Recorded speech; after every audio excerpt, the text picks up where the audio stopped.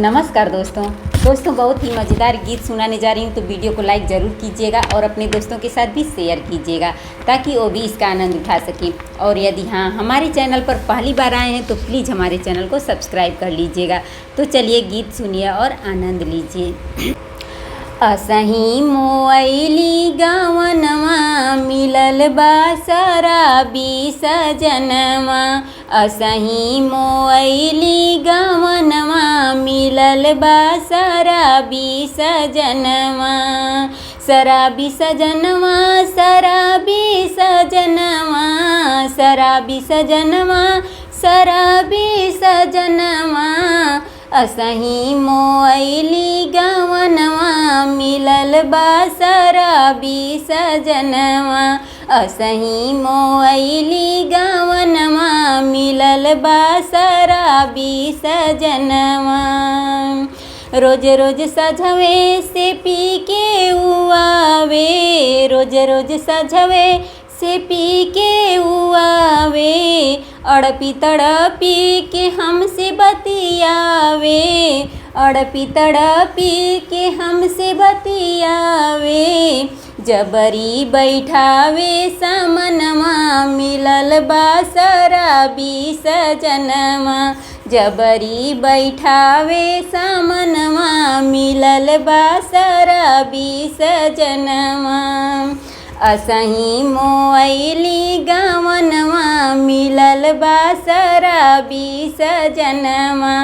असही मोअली गावनवा मिलल बा शराबी सजनवा।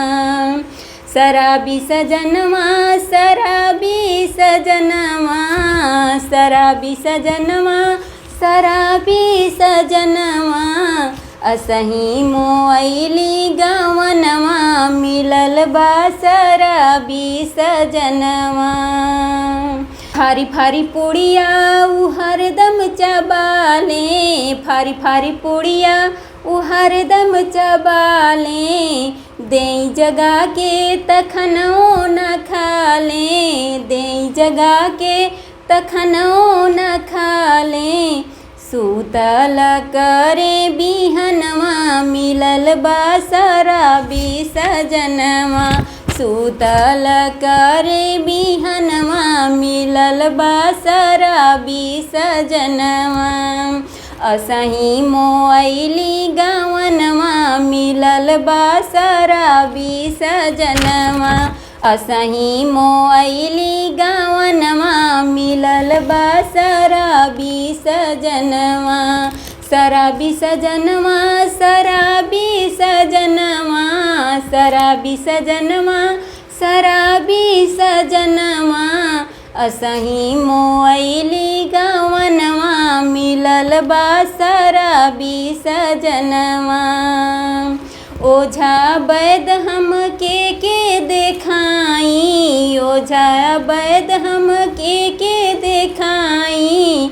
कम नहीं कर कौनो बूटी दवाई। कम नहीं कर कौनो बूटी दवाई।